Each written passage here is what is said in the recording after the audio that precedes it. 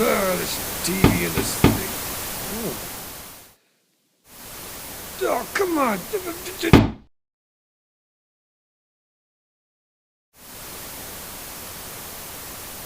Don't. No, you don't. Hey everybody, welcome to Theology of Games Visual.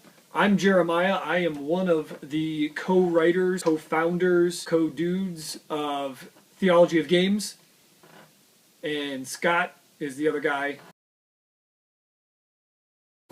This is our first attempt at a double take review. Jeremiah lives in Ohio, I live in Colorado, so we're going to try and do a double take review from two different states across the country. We're famous for those on our blog. We write our double take reviews and we go back and forth and talk about games. This first inaugural one is the expansion for the hit game Smash Up. Smash Up Awesome Level 9000. Probably my favorite name, at least, for an expansion ever. This was designed by Paul Peterson, and we have interviewed Paul Peterson. You can go to our website, theologyofgames.com. There's an interview with Paul Peterson, and then there's another interview with Paul Peterson and Todd Rowland from AEG. This is an expansion. It actually is a standalone game too. If it's two players, you can take two of the factions and the bases and go at it two-player style. We're going to split this up into two different sections. I'll be doing the ghosts and the ever-popular, ever-stylish steampunks. And Scott's doing the Bear Brigade, Regalia, Bear Scouts? No, it's Boy Scout. Bear Cavalry, that's it.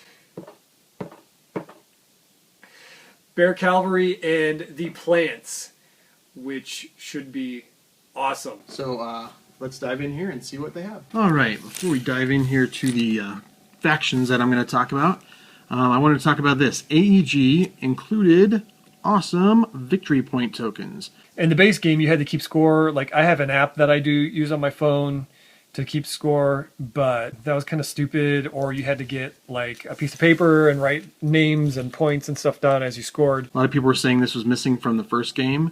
Well, it's missing no longer. This expansion comes with victory point markers. They also included the original bases for the game, as well as four new bases for each faction. They upgraded the base cards. So here is an example. You can see that this is the old base card for the Central Brain. And the letters here are kind of small. So they upgraded it to basically everything else is the same size except for this lower portion here has a larger font. It's much easier to read. Here's another example. One on the right, hard to read. One on the left, slightly less hard to read. They're still kind of hard to read, but it was a nice touch, and AEG certainly didn't have to do that. So let's talk about the steampunks.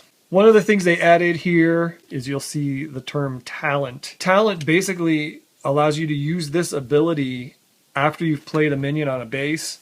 You get to use that ability every time it's your turn. So the steampunks basically rely a lot on actions that are placed on bases. You'll see a number of actions that say play on a base.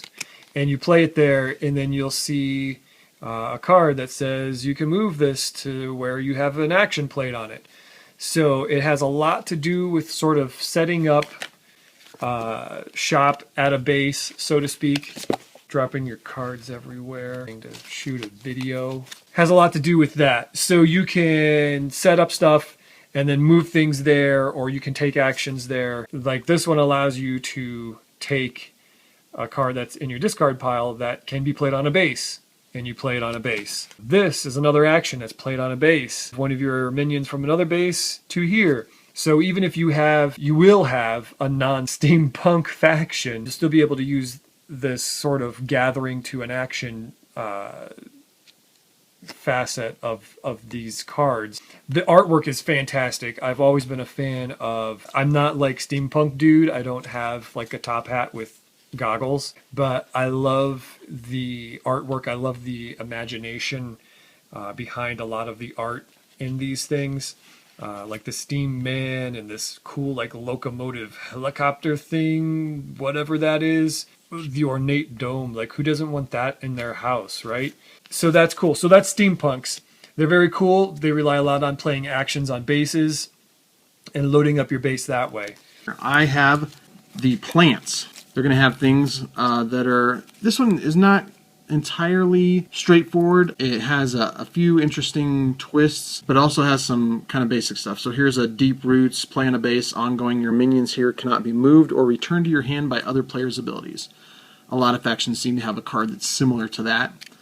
This one just lets you play an extra minion. That's pretty awesome. Budding, choose a minion in play, search your deck for a copy of that card, and place it into your hand, and then shuffle your deck. So this is mostly just getting some more stuff out there. Draw a card at the start of each of your turns. Sleep Spores, play on a base, ongoing. Other players' minions have -1 power here. So it's bringing things up. It's overwhelming them with numbers. Play on a minion, ongoing at the start of your turn. Destroy this minion. There are a bunch of sprouts in there that let you you destroy this card at the start of your turn, and then you can search your deck for a minion of power 3 or less and play it here as an extra minion. This is about overwhelming your opponents. It's not one of my favorite factions. It's fine, but I don't know. It's plants. So unless you're a huge Little Shop of Horrors fan, this one might not be for you.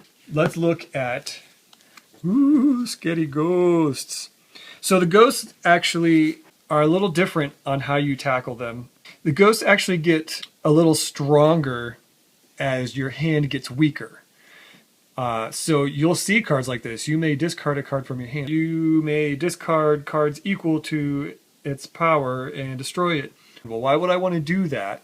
Well, because then you can play stuff like this. If you have 2 or fewer cards in your hand, anytime you can play a minion, you can play this card from your discard pile instead. If you have 2 or fewer cards in your hand, you gain a victory point. So right there, if you want to play one of these cards we showed earlier and just chuck a bunch of cards from your hand and then gain a victory point, that might be the point that puts you over the top and you win. That's something unique to the ghosts. Not a lot of things are going to have you discard cards and you get stronger because you have less cards in your hands, or you trigger better abilities, or gain victory points because you have fewer cards in your hand. The art on all of these is very, very well done. Honestly, my kids aren't playing this faction. I find that one really creepy. I find that one kind of creepy. I'm not going to put a handful of ghosts, ghost cards in my kid's hand and tell them, hey, why don't you play the Door to Beyond? Functionally, it's a very cool faction. It's a different twist and a different strategy to play the game. It's not necessarily my favorite theme for a faction as far as the aesthetics go. So that's Ghosts. But the one I really like is the Bears. And the Bears are, this is one that is just about pounding the snot out of you. This is a faction I give to my 8-year-old when he plays because it's straightforward. There's not a lot of crazy stuff going on. It's just let's pound somebody's teeth in. So Bare Necessities, destroy an action that's been played on a minion or base. Superiority, play on a base, ongoing. Your minions here cannot be destroyed, moved, or returned to your hand or deck by other players' cards. High Ground is pretty awesome. Play on a base, ongoing. If you have a minion here, destroy any other player's minion that moves here. Bear Hug, each other player destroys his or her minion with the least power owner chooses in case of ties. You're screwed. Choose a base where you have a minion, move another player's minion from there to another base. So this is just powerful, ongoing. Your minions cannot be destroyed. General Ivan, I don't know who that is, but he's riding a bear, and that's pretty awesome. My 2 factions, Bears and Plants, I'm definitely a bigger fan of the Bears. They're just fun and cool, and they have Cub Scouts. So, overall, what do I think about this expansion? I think it's great. I really appreciate that they went the extra mile and sent more base cards with updated graphics. They didn't have to, and it was a nice touch. I love that they gave us chunky tokens to keep score with, because when I first played base game, I realized I needed to keep score somehow, and I felt like I was playing 5 crowns or something like that with a pad and a piece of paper trying to keep score. I like the new factions. The Plants are just okay for me, but I really enjoyed the Bears. They're strong, they're tough. I wish there was a not-so-gentle Ben card, but beggars can't be choosers. Overall, it's a good game. One of the things I didn't like about the original game or this one, is the fact that it takes a while for turns to happen because you get a new batch of cards and you have to read your cards and see what they say. And then you have to read what cards are out there already. And then you have to play a card and everyone else has to read what card you played, and they play a card and you have to read what they played. So there's just a lot of reading of cards. It could be that you'll get to a point in the game where you've played it so much that you know exactly what those cards say and mean. But with this many games, it's unlikely to happen for me. I guess the one issue that I have with Smash Up in general, not just Awesome Level 9000, is that I can't play it necessarily with my kids because, well, one, there's just a lot of reading and my kids are still young, and two, I can't, even if it wasn't for the reading, I can't play all the factions with my kids yet. My kids know of zombies, and my youngest likes to pretend to be a zombie because it scares my oldest for some reason. But they don't really know what zombies are all about, and I don't want to hand them a handful of zombie cards yet and have them go, oh, what is this about? Why is that guy eating like a brain or whatever? But seriously, you can play this, like I said earlier, you can play Awesome Level 9000 as a standalone 2-player game because all the bases are in there. You get the cool tokens to keep score with in the box, and you get 4 factions. So you just pick 2, shuffle them together, and go. My kids love it.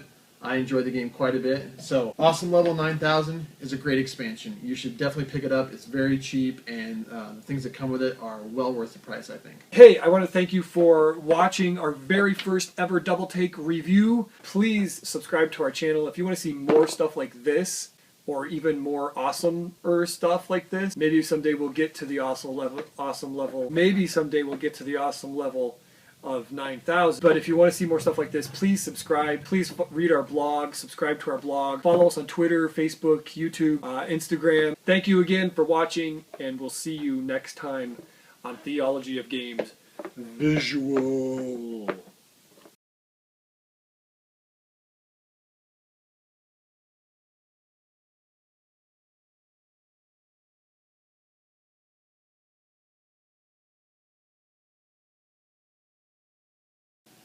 Thanks.